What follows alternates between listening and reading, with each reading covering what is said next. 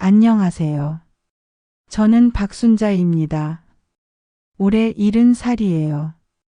오늘 여러분께 제 이야기를 들려드리고 싶어서 이렇게 나섰어요. 혹시 여러분 중에 저처럼 나이 드신 어머니들이 계시다면, 아니면 며느리나 아들 입장에서 들어보셔도 좋을 것 같아요. 제 이야기가 조금이라도 도움이 될지 모르니까요. 이야기의 시작은 바로 지난 3월 15일 제 70번째 생일날이었어요. 아침부터 저녁까지 아무도 생일 축하 한마디 안 해주더라고요. 그래서 저녁에 혼자 컵라면이라도 끓여 먹으려고 앉아 있었는데, 그때 며느리 영희가 들어왔어요. 저는 혹시나 해서 오늘이 제 생일이라고 시간 되면 같이 저녁이라도 먹자고 했거든요. 그랬더니 영희가 뭐라고 했는지 아세요? 어머니 애들 챙기기도 바쁜데 요즘 누가 생일을 그렇게 챙겨요. 그 말을 듣는 순간 정말 마음속에서 뭔가 뚝 끊어지는 소리가 났어요. 70년을 살아온 사람이 생일 한 번 챙겨달라는 게 그렇게 큰 잔치를 바라는 거였을까요? 그날 밤 컵라면 한 그릇으로 생일을 마무리하면서 결심했어요. 이제 정말 누가 진짜 가족인지, 누가 절 진정으로 아끼는지 확실히 알아봐야겠다고 말이에요. 여러분은 어떠세요? 혹시 가족이라는 이름 때문에 참고 견디고 계신 일들이 있나요? 사실 처음부터 이랬던 건 아니었어요. 5년 전만 해도 정말 행복한 가족이었거든요. 제 생일이면 아들 철수가 먼저 나서서 갈비찜도 해주고 영희도 케이크 준비해서 손자들과 함께 생일 노래도 불러줬어요. 그때를 정말 자세히 기억해요. 철수가 엄마 올해는 특별히 엄마가 좋아하시는 갈비찜 만들어 드릴게요 라고 하면서 아침 일찍부터 마트에 가서 좋은 갈비를 골라오더라고요. 영희도 어머니 딸기 케이크로 준비했어요. 아이들도 할머니 생일 노래 연습했어요 라고 하면서 정말 알뜰살뜰하게 챙겨주었었죠. 손자 민수와 지수가 그때 몇 살이었는지.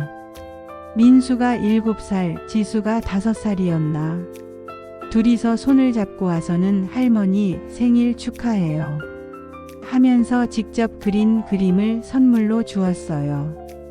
색연필로 삐뚤삐뚤하게 그린 가족 그림이었는데 거기 할머니도 제일 크게 그려놨더라고요. 그때 정말 행복했어요. 아, 내가 이렇게 좋은 며느리, 좋은 아들을 뒀구나. 이런 사랑스러운 손자들을 보는 게 이렇게 기쁠 수가 있구나 생각했거든요. 친구들한테도 자랑을 많이 했어요. 우리 며느리는 정말 효녀야, 친딸 같아. 생일 때마다 케이크도 해주고 평소에도 어머니 이거 드세요. 어머니 저거 해드릴까요? 이러면서 챙겨줘. 이렇게 말이에요. 동네 경로당에 나가서도 우리 며느리는 달라. 요즘 며느리들은 시어머니를 귀찮게 생각한다는데 우리 영희는 정말 착해라고 했어요. 다른 할머니들이 부러워하더라고요. 철수도 그때는 정말 효자였어요. 퇴근하고 들어오면 엄마 오늘 어디 아픈 데 없으세요? 뭐 필요한 거 없으세요? 하면서 먼저 안부를 물어보고 주말에는 함께 마트도 가고 외식도 했어요. 엄마 이번 주말에는 어디 가고 싶으세요? 엄마가 좋아하시는 갈비집 갈까요? 이러면서요. 그런데 언제부터였을까요? 정말 조금씩 서서히 달라지더라고요. 처음에는 저도 눈치를 못 챘어요. 아니, 눈치를 채고도 내가 너무 예민하게 받아들이는 건 아닐까? 하고 생각했어요. 첫 번째 변화는 영희의 말투였어요. 예전에는 어머니, 이거 드세요라고 다정하게 말했는데 어느 순간부터는 어머니, 이거 드시라고 놔뒀어요라고 건조하게 말하더라고요. 그 다음에는 철수였어요. 퇴근하고 들어와서 엄마 다녀왔습니다. 예전처럼 제 옆에 앉아서 오늘 어떻게 지냈냐고 묻지는 않더라고요. 바로 방으로 들어가서 컴퓨터를 하거나 핸드폰만 보고 있었어요. 주말에 함께 나가자고 하면 엄마, 저희 바쁜 일이 있어서요 하면서 자꾸 핑계를 대더라고요. 가장 서운했던 건 손자들이었어요. 민수와 지수가 예전에는 학교에서 돌아오면 먼저 할머니한테 와서 할머니, 오늘 학교에서 이런 일이 있었어요 하고 이야기를 해줬는데 어느 날부터는 그냥 지나가면서 할머니, 안녕하세요 인사만 하고 자기 방으로 들어가더라고요. 그날도 그랬어요. 70번째 생일인데 하루 종일 전화 한 통 안 왔어요. 혹시나 해서 휴대폰 소리가 날 때마다 기대했는데 보험 광고, 대출 광고, 건강보조식품 광고. 그런 것들 뿐이었어요. 예전 같으면 아침에 출근하느라 바빠서 까먹었다면 회사에 가서라도 전화했을 거거든요. 엄마 생일 축하드려요. 오늘 뭐 하고 싶으세요? 이렇게 말이에요. 오전 10시, 11시, 12시. 점심시간이 되어도 아무도 연락이 안 왔어요. 그래서 제가 먼저 철수한테 전화를 걸어봤어요. 철수야, 엄마야. 아, 엄마. 무슨 일이세요? 오늘이 엄마 생일인데. 아, 맞네요. 죄송해요, 엄마. 회사에서 정말 바빠서요. 오늘 중요한 프레젠테이션이 있어서. 그때 제 마음이 얼마나 아팠는지. 아들이 제 생일을 까먹었어요. 아니, 까먹은 게 아니라 중요하게 생각하지 않았던 거죠. 그럼 저녁에라도. 엄마, 죄송한데 오늘 회식이 있어서요. 봐서 주말에 같이 먹던가 해요. 봐서 주말. 주말이면 생일이 며칠 지난 후였죠. 그리고 영희는 아이들 학원 픽업 때문에 바쁘다고 하면서 아이들과 외식하러 나가더라고요. 제가 영희야, 혹시 시간 되면 같이 저녁이라도. 라고 했더니 어머니 평일엔 애들 학원 라이딩 하느라 바쁜 거 아시잖아요. 라고 했어요. 손자들이 할머니한테 인사라도 하려고 했는데 영희가 할머니는 피곤하실 거야. 그냥 들어가라면서 막더라고요. 그날 저녁 혼자 컵라면을 먹으면서 깨달았어요. 아, 내가 이 집에서 투명 인간이 되어버렸구나. 심지어 내 손자들까지 나한테서 멀어지게 만들고 있구나. 5년 전만 해도 제가 이 집의 할머니, 어머니였는데 이제는 그냥 같이 사는 노인이 되어버린 거예요. 가족이 아니라 그냥 신경 쓸 필요 없는 존재가 된 거죠. 여러분 혹시 이런 경험 있으세요? 가족들과 함께 살면서도 혼자라고 느껴지는 순간 말이에요. 정말 외로워요. 혼자 사는 외로움보다도 더 외로워요. 왜냐하면 바로 옆에 사람들이 있는데도 나는 없는 사람 취급받는 거니까요. 그날 밤 잠자리에 들면서 생각했어요. 언제부터 이렇게 됐을까? 내가 뭘 잘못했을까? 아니면 이게 원래 며느리와 시어머니의 관계인 걸까? 사실 생일날의 일은 갑자기 생긴 일이 아니었어요. 지난 2년 동안 이런 일들이 계속 쌓여왔거든요. 지금 생각해보면 하나하나가 다 상처였어요. 가장 처음 이상하다고 느꼈던 때가 언제였는지 정확히 기억해요. 2년 전 가을이었어요. 제가 감기에 걸려서 며칠 누워 있었는데 예전 같으면 영희가 죽이나 미역국이라도 끓여줬을 텐데 그날은 아무것도 안 해주더라고요. 영희야, 미안한데 뭔가 따뜻한 거라도 하고 부탁했더니 어머니, 저도 직장에서 돌아와서 피곤해요. 라면이라도 끓여서 드세요라고 하더라고요. 그때는 영희도 힘들겠구나. 직장 다니면서 아이들 케어까지 하느라 피곤하겠지 하고 이해하려고 했어요. 그런데 그게 시작이었어요. 두 번째로 기억나는 건 작년 여름이에요. 제가 어지러워서 쓰러질 뻔했는데 영희가 어머니 안색이 나빠배진 않는데 일부러 병원 안 가고 그러시는 거 아니죠? 이렇게 말하더라고요. 마치 제가 일부러 아픈 척하는 것처럼 말하는 거예요. 그 말을 듣는데 어찌나 속이 상하던지. 첫 번째로 정말 기억에 남는 큰 갈등은 3개월 전이었어요. 그날 제가 무릎이 너무 아파서 설거지를 못하고 소파에 앉아 있었어요. 무릎에 파스를 붙이고 다리를 올리고 있었는데 영희가 직장에서 돌아와서는 부엌을 보더니 한숨을 푹 쉬더라고요. 어머니 또 설거지 안 하고 계세요? 또라는 말을 쓰더라고요. 마치 제가 맨날 설거지를 안 하는 것처럼. 저는 무릎이 아프다고 설명했어요. 영희야, 미안해. 무릎이 너무 아파서 잠깐 쉬고 있었어. 그랬더니 영희가 뭐라고 했는지 아세요?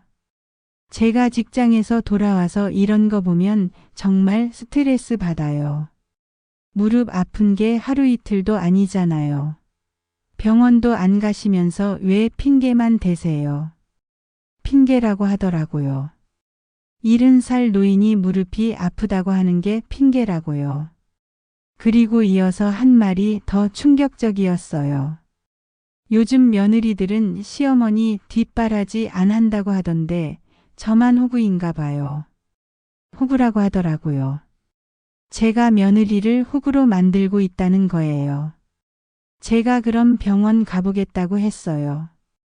그랬더니 이번에는 또 다른 얘기를 하더라고요. 병원 가면 병원비. 이번 달 마이너스 나게 생겼는데. 어머니 통장에 여유돈 많이 있으신 거죠? 여러분 이게 무슨 말인지 아시겠어요?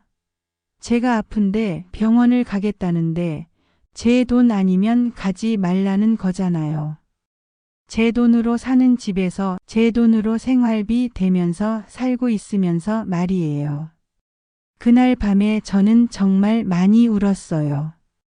이불을 뒤집어 쓰고 소리 안 나게 울었어요. 며느리한테 호구라는 소리를 들을 줄이야. 다음 날 아침에 철수한테 이야기했어요. 철수야, 어제 영희가.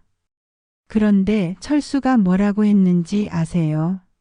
엄마, 영희도 직장 다니느라 스트레스 많이 받아요. 조금만 이해해 주세요. 제 편을 들어주기는커녕 며느리 편을 들더라고요. 두 번째 큰 사건은 한 달 전에 있었어요. 더 가슴 아픈 일이었죠. 아들 철수가 와서는 아이들 교육비가 필요하다면서 제 적금을 깨서 빌려달라고 하는 거예요. 엄마, 저희가 아이들 교육비 때문에 돈이 좀 필요해요. 엄마 적금 중에 하나만 깨서 빌려주실 수 있을까요? 빌려달라고 하니까 갚을 생각은 있는 건가 했어요. 저는 그 돈이 제가 아플 때를 대비해서 모아둔 거라고 했어요. 나이가 들면 언제 어떻게 병원에 실려갈지 모르니까 그때를 위해서 조금씩 모아둔 돈이었거든요. 그랬더니 영희가 끼어들어서 하는 말이 어머니가 아프시면 당연히 저희가 모실 거 아니에요. 지금 당장 아이들 교육이 더 급한 것 같은데요. 그리고 이어서 한 말이 투자도 해야 하고였어요. 제가 투자? 하고 물어봤더니 네, 아파트 하나 더 사려고요. 전세값도 올랐고 미래를 위해서요. 제 돈으로 투자를 하겠다는 거예요. 그것도 아파트를 사려고요. 저는 처음에 1,000만 원만 주겠다고 했어요. 그래도 아들이 필요하다고 하니까요. 그랬더니 영희가 어머니 1,000만 원으로는 부족해요. 어차피 쓸 일도 없으시잖아요 라고 하더라고요. 쓸 일이 없다고. 70살 노인이 돈 쓸 일이 없다고. 3천만 원 정도는 나와야 할 것 같은데요 라고 하더라고요. 그때 제가 정말 충격을 받았어요. 제 평생 모은 돈을 당연하게 여기는 거예요. 마치 자기들 돈인 것처럼요. 결국 3천만 원을 줬어요. 거절할 수가 없더라고요. 아들이 필요하다고 하는데 며느리가 아이들 교육비라고 하는데 어떻게 안 줄 수 있겠어요? 하지만 그때부터 마음속에 뭔가 응어리가 생겼어요. 내가 돈 주는 기계인가 하는 생각이요. 세 번째이자 마지막 결정타는 2주 전에 있었어요. 제가 감기가 심하게 걸려서 기침이 너무 심했거든요. 밤에 기침 때문에 잠도 못 잘 정도였어요. 영희한테 감기약 좀 사다 달라고 부탁했는데 대충 네 알았어요. 나중에 나갈 일 있음 사올게요 라고 하더라고요. 그런데 그날 밤에 영희가 친구랑 전화하는 걸 우연히 들었어요. 제 방이 거실과 가까워서 소리가 다 들렸거든요. 아니 우리 시어머니가 맨날 뭔가 해달라고 하시는 거야. 감기약 사달라, 병원 데려가 달라. 나도 직장 다니는 사람인데. 그리고 이어서 한 말이. 솔직히 좀 답답해. 언제까지 모셔야 하는 건지. 진짜 스트레스야. 모셔야 한다고 하더라고요. 제가 짐이라는 거예요. 언제까지 짐을 져야 하는지 모르겠다는 거였어요. 그 말을 듣는 순간 정말 가슴이 무너지는 기분이었어요. 내가 이 집에서 짐이구나. 며느리에게는 언제까지 모셔야 하는 짐이고 아들에게는 돈 달라고 할 때만 찾는 존재구나. 그날 밤 고열에 시달리면서도 병원에 못 갔어요. 영희는 감기약 사오는 걸 완전히 잊어버렸고 아들은 늦게 들어와서 제가 아픈 줄도 몰랐어요. 혼자 끙끙 앓으면서 생각했어요. 내가 정말 짐일까? 내 평생 모은 돈으로 키운 아들이 내 돈으로 집 사려는 며느리가 나를 짐이라고 생각하는 게 맞을까? 그때 마음속에서 뭔가 부서지는 소리가 났어요. 그리고 생각했죠. 이제 정말 확인해 봐야겠다고. 누가 진짜 날 아끼는 사람인지, 누가 진짜 가족인지 말이에요. 여러분도 혹시 이런 적 있으세요? 가족에게 사랑받지 못한다고 느낄 때가요. 그 다음날 아침, 저는 평소와 달리 단정하게 옷을 차려입었어요. 마음속으로 큰 결심을 했거든요. 오늘은 제 인생에서 가장 중요한 날이 될 것 같다는 예감이 있었어요. 새벽 5시부터 일어나서 목욕도 하고 평소에 안 입던 정장도 꺼내 입었어요. 거울을 보니까 오랜만에 당당한 제 모습이 보이더라고요. 영희가 어머니 어디 가세요? 평소보다 일찍 나가시네요 라고 물어봤어요. 저는 은행 좀 다녀온다고 했죠. 뭐 하시려고요? 라고 하길래 내 일이야 라고 답했어요. 사실 그때까지도 영희는 제가 뭘 할 생각인지 전혀 모르고 있었을 거예요. 그냥 평범한 은행 업무 보러 가는 줄 알았겠죠. 첫 번째로 간 곳은 은행이었어요. 평소에 자주 가던 지점인데 그날은 조금 다른 업무를 보러 간 거였어요. 창구 직원이 어머님, 오늘은 무슨 일로 오셨어요? 라고 물어봤어요. 정기예금을 모두 해지하고 싶어요 라고 말했더니 직원이 깜짝 놀라더라고요. 어머님, 정기예금을 모두 해지하시겠다고요? 아직 만기가 많이 남았는데 이자 손실이 있을 수 있어요. 저는 괜찮다고 했어요. 그리고 이 돈을 다른 계좌로 이체하고 싶다고 했죠. 다른 계좌요? 제가 새로 만든 계좌예요. 제 이름으로만 된 계좌로. 그때까지 제 예금은 아들 철수와 공동 명의로 되어 있었거든요. 아들이 결혼할 때 혹시 모를 일에 대비해서 공동 명의로 해뒀었는데 이제 와서 보니까 그게 독이 된 거예요. 직원이 공동 명의를 해지하시는 건가요? 라고 물어봤어요. 네, 제 단독 명의로 바꾸고 싶어요. 혹시 가족분들과 상의는 해보셨나요? 제 돈이에요. 상의할 필요 없어요. 그 과정에서 깨달았어요. 그동안 제가 얼마나 많은 돈을 이 가족을 위해 썼는지를요. 아들 결혼 준비할 때 손자들 교육비, 생활비, 의료비 거의 대부분을 제가 댔던 거예요. 총 3,500만 원이 제 계좌로 들어왔어요. 생각보다 많더라고요. 그동안 조금씩 모은 돈들이었어요. 두 번째로 간 곳은 등기소였어요. 제가 살고 있는 아파트 등기부등본을 확인하려고요. 등기소 직원이 부동산 소유권을 확인하시겠다고요? 라고 물어봤어요. 네, 제 명의로 된 아파트 등기부등본을 떼고 싶어요. 사실 이 아파트는 제 전 재산을 털어서 산 거예요. 30년 전 남편이 돌아가시고 나서 제가 혼자 아들을 키우면서 돈을 모았어요. 공장에서 야근도 하고 남의 집 청소도 하고 부업으로 반찬 가게도 했어요. 손에 굳은 살이 박이도록 일해서 모은 돈으로 아들 결혼할 때 신혼집으로 사준 건데 등기는 제 이름으로 되어 있었어요. 시가로 3억 원 정도 되는 아파트였어요. 30년 전에는 5천만 원 주고 샀는데 지금은 많이 올랐더라고요. 등기부등본을 받아들고 보니까 소유자 박순자 이렇게 되어 있었어요. 그때 확신했어요. 이건 제 재산이다. 제가 마음대로 할 수 있다고요. 그리고 마지막으로 간 곳이 변호사 사무실이었어요.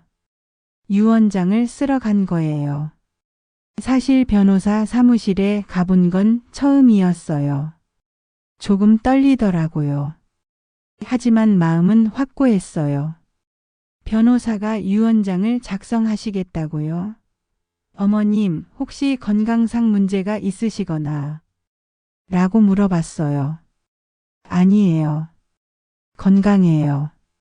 다만 제가 정말 아끼는 사람들에게 제 재산을 물려주고 싶어서요. 가족분들이요. 저는 잠시 생각했다가 아니요. 가족이 아닌 사람들이요 라고 답했어요. 변호사가 의아한 표정을 지었어요. 아마 이런 경우는 처음 봤을 거예요.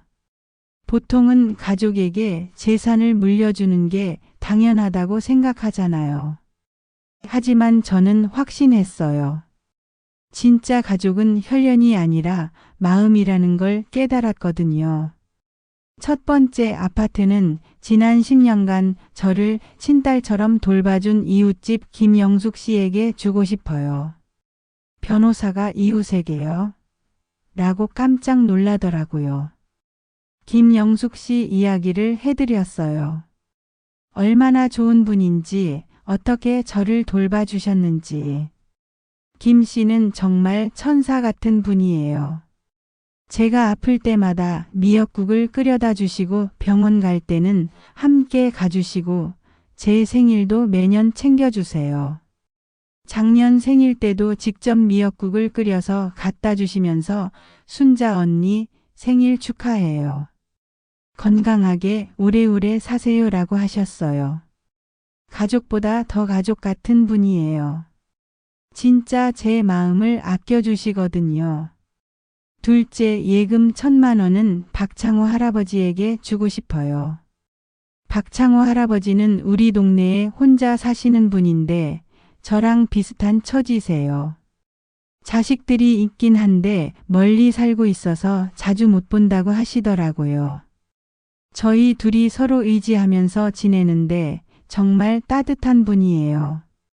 제가 외로울 때마다 말동무가 되어주시고 병원 갈 때도 데려다 주시고 시장 볼 때도 함께 가세요. 셋째, 1,000만 원은 제가 오래전부터 후원해온 사랑의 보육원에 기부하고 싶어요. 그 보육원은 제가 20년 전부터 매달 10만 원씩 후원해온 곳이에요. 부모가 없거나 부모가 있어도 제대로 돌봄을 받지 못하는 아이들이 있는 곳이죠. 가끔 봉사활동도 갔는데 그 아이들을 볼 때마다 마음이 아팠거든요. 제 돈이 그 아이들에게 조금이라도 도움이 되었으면 좋겠다고 생각했어요. 변호사가 그럼 아드님께는 어떻게 하시겠어요? 라고 물어봤어요. 저는 단호하게 답했어요. 아들과 며느리에게는 단 한 푼도 주지 않겠습니다.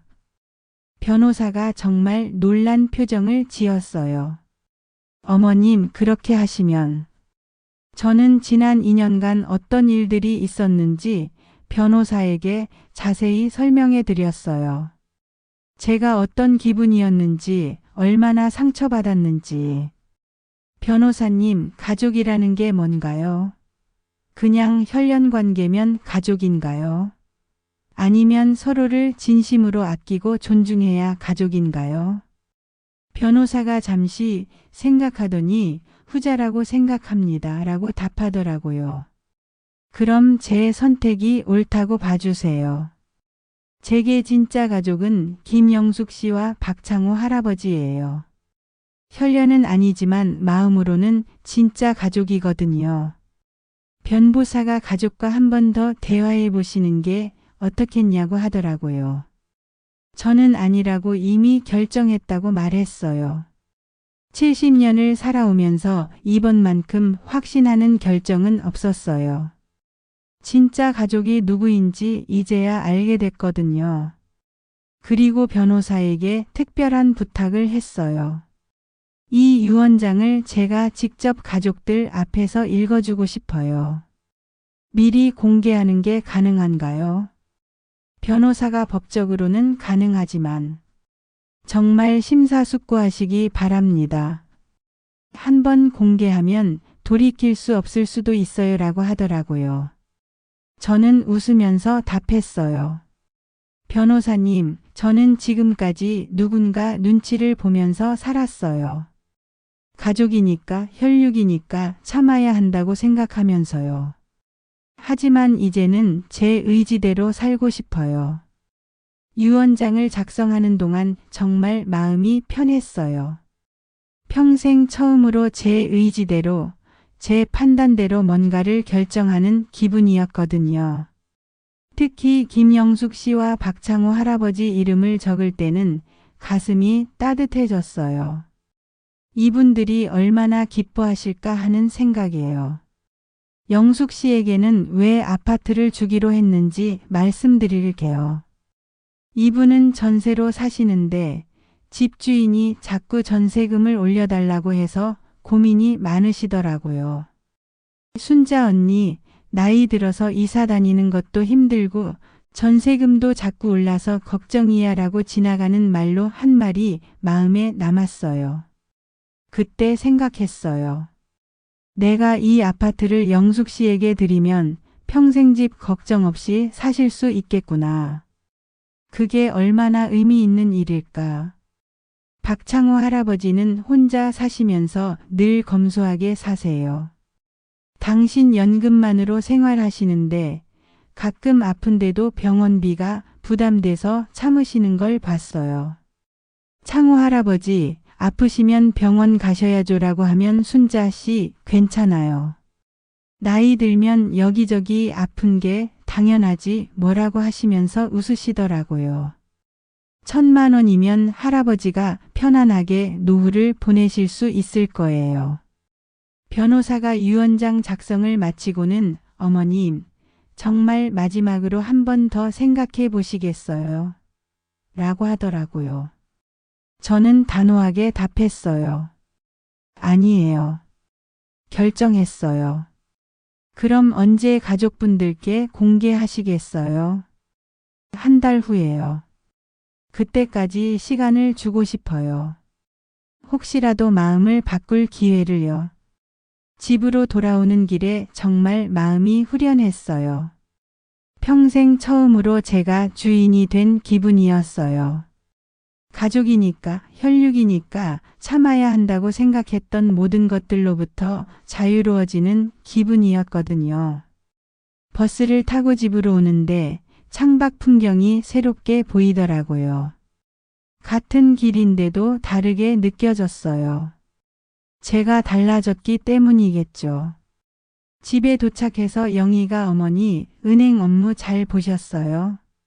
라고 물어봤어요. 응, 잘 봤어. 라고 답했는데 영희는 제 표정에서 뭔가 달라진 걸 눈치챘나 봐요. 어머니, 표정이 좀 다르신데 무슨 좋은 일 있으셨어요? 라고 하더라고요. 저는 웃으면서 응, 좋은 일이 있을 예정이야 라고 답했어요. 그 한 달 동안 저는 평소와 다르게 행동했어요. 예전에는 영희 눈치를 보면서 집안일도 하고 조심조심 말도 했는데 그때부터는 당당하게 지냈어요. 영희가 뭔가 시키려고 하면 내가 하고 싶을 때 할예라고 말하고 아들이 돈 좀 빌려달라고 하면 이제는 그런 게 어려워라고 단호하게 말했어요. 가족들이 제 변화를 눈치챘을 거예요. 특히 영희는 어머니 요즘 왜 그러세요? 뭔가 달라지신 것 같은데라고 몇 번 물어봤거든요. 저는 나이가 들어서 생각이 많아져라고만 답했어요. 진짜 이유는 한 달 후에 알게 될 테니까요. 한 달 후 저는 가족 회의를 소집했어요. 아들 철수와 며느리 영희 그리고 두 손자까지 모두 거실에 불렀죠. 철수가 엄마 갑자기 가족 회의라니 무슨 일이냐고 물어봤어요. 영희는 혹시 어디 아프신 건 아니냐고 하고요. 저는 차분하게 아니 오히려 요즘 들어 마음이 가장 편해라고 답했어요. 그리고 변호사 사무실에서 받아온 봉투를 꺼냈어요. 이건 내 유언장이야. 철수가 깜짝 놀라면서 엄마, 유언장이라니. 왜 갑자기 그런 불길한 소리를 이라고 하더라고요. 저는 불길하긴 뭐가 불길해? 오히려 내 인생에서 가장 현명한 결정이라고 생각한다. 라고 말했어요. 영희가 불안한 표정으로 유언장에 뭐라고 쓰셨냐고 물어봤어요. 내가 직접 읽어주마. 라고 하면서 유언장을 펼쳤어요. 그리고 또렷한 목소리로 읽기 시작했죠. 나 박순자는 정신이 명료한 상태에서 다음과 같이 유언합니다. 첫째, 현재 거주 중인 아파트는 이웃집 김영숙 씨에게 유증합니다. 철수가 엄마, 뭐라고요? 하면서 소리를 지르더라고요. 영희는 어머니 정신 차리세요. 이웃한테 집을 준다고요? 하면서 히스테리를 부리고요. 저는 계속 읽었어요. 둘째, 예금 1,000만 원은 박창호 씨에게 유증합니다. 영희가 그 동네 할아버지요. 어머니 제정신이세요? 라고 소리치더라고요. 셋째, 1,000만 원은 사랑의 보육원에 기부합니다. 철수가 절규하면서 엄마 왜 이러세요? 저희는 뭐예요? 라고 하더라고요. 그때 제가 가장 중요한 부분을 읽었어요. 넷째, 아들 김철수와 며느리 이영희에게는 단 한 푼도 유산을 남기지 않습니다. 거실이 조용해졌어요. 죽음 같은 정적이었어요. 영희가 떨리는 목소리로 어머니, 여보 내가 뭘 잘 못 들었나? 뭐예요? 라고 물어봤어요. 저는 단호하게 답했어요. 이유는 그들이 나를 어머니이자 가족으로 대접한 것이 아니라 돈과 집을 제공하는 수단으로만 대했기 때문이지. 철수가 울먹이면서 엄마, 제가 뭘 잘못했나요? 저는 엄마를 사랑해요. 라고 하더라고요. 저는 냉정하게 답했어요. 사랑? 철수야, 지난 2년간 내가 나한테 보여준 게 사랑이었니? 영희는 화를 내면서 제가 얼마나 고생하면서 모셨는데 이게 말이 돼요? 라고 소리쳤어요. 그때 저는 일어서서 말했어요. 영희야, 고생했다고? 내가 내 돈으로 산 집에서 내 돈으로 생활비를 대면서 집안일까지 하는 나를 모셨다는 게 고생이었니? 지난달 내 생일에 뭐라고 했는지 기억해? 컵라면이나 끓여 먹으라고 했지. 영희는 말문이 막혔어요. 그게 무슨 가족이야. 오히려 영숙 씨는 내가 아플 때마다 살펴주고 생일이라고 미역국을 끓여다 주고 박 할아버지는 병원 갈 때마다 데려다 주셨어. 그분들이 나한테서 뭘 바라고 그러셨다고 말하고 싶은 거야. 내가 무슨 재벌이라고. 철수가 엄마. 그래도 혈육인데. 라고 하더라고요. 저는 단호하게 말했어요. 혈육. 철수야, 혈육은 피만으로 이어지는 게 아니야. 마음으로 이어져야 하는 거야. 너희들은 내 마음을 얼마나 아껴줬니? 그리고 마지막으로 이렇게 말했어요. 이 유언장은 이미 공증을 받았고 법적 효력을 가지고 있어. 하지만 지금이라도 늦지 않았다. 정말 나를 어머니로 대해준다면 그럼 유언장을 바꿀 수도 있어. 그런데 영희의 반응이 어땠는지 아세요? 아, 정말? 이런 식으로 협박하시는 거예요. 어머니가 그렇게 나오시면 저희도 생각이 있어요. 협박이라고 하더라고요. 끝까지 그런 식이었어요. 철수가 영희를 제지했지만 영희는 뭘 그만해요. 어머니가 먼저 우리를 배신하신 거잖아요. 라고 소리쳤어요. 배신. 그런 단어를 쓰더라고요. 그때 정말 확실해졌어요. 제 선택이 옳았다는 걸요. 그로부터 3개월이 흘렀어요. 지금 저는 아이들이 아닌 영숙 씨와 함께 정말 행복하게 살고 있어요. 매일 아침이 기다려져요. 6시에 일어나면 영숙 씨가 벌써 일어나서 아침 준비를 하고 계세요. 순자 언니 잘 주무셨어요? 라고 인사해 주시는 그 따뜻한 목소리를 들으면 하루가 행복해져요. 함께 산책도 하고 시장도 보고 서로의 이야기를 들어주면서 살아요. 저녁에는 차 한 잔 마시면서 하루 있었던 일들을 나누고요. 이상해요. 이런 평범한 일상이 이렇게 소중한 걸 그새 잃어버렸던 것이죠. 누군가가 내 말을 끝까지 들어주고 내 기분을 살펴주고 내 존재를 소중하게 여겨주는 것. 이게 바로 가족이구나 싶어요. 박창호 할아버지도 자주 놀러 오세요. 셋이서 함께 화투도 치고 옛날 이야기도 하고 때로는 그냥 조용히 앉아서 TV도 봐요. 할아버지가 순자 씨 덕분에 내 노년이 이렇게 윤택해졌어요 라고 하시는데 오히려 제가 더 감사해요.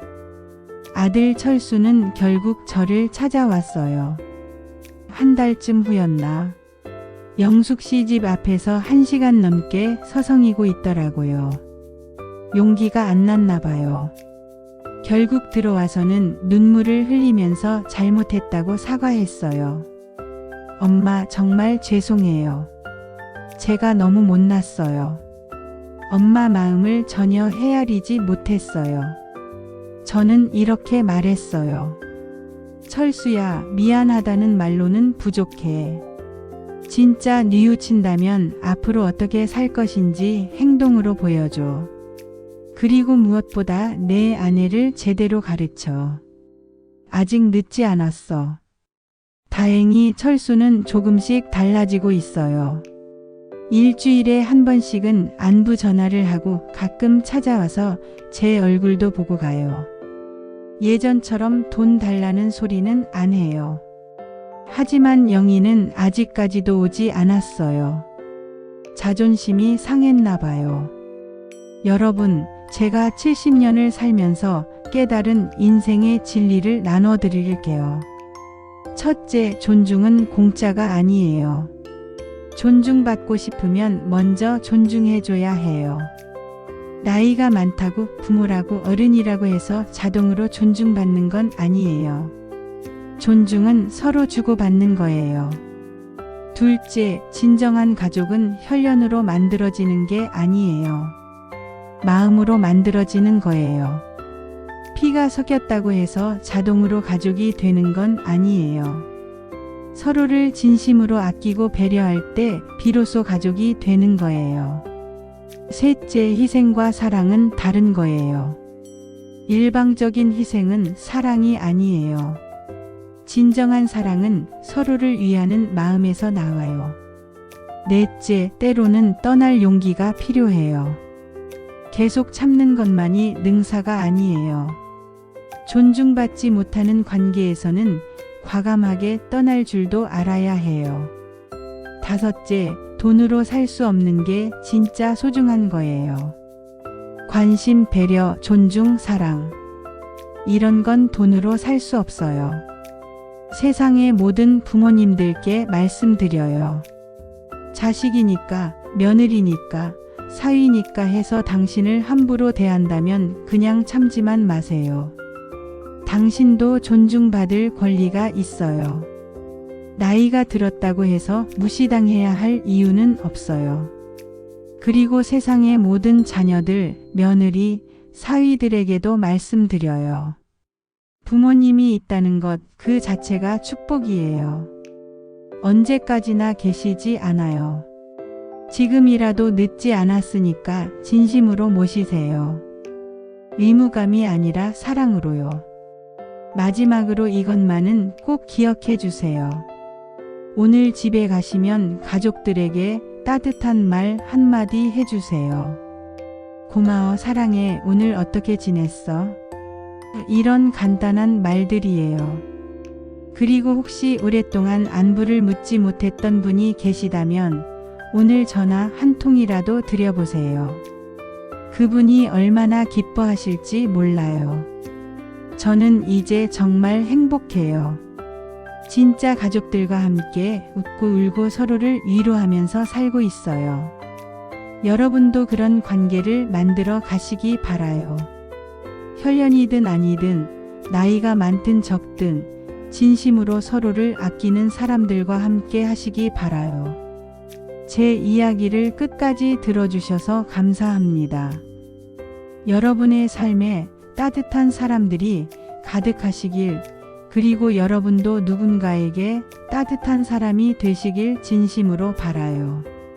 존중하며 사랑하는 마음으로 박순자였습니다.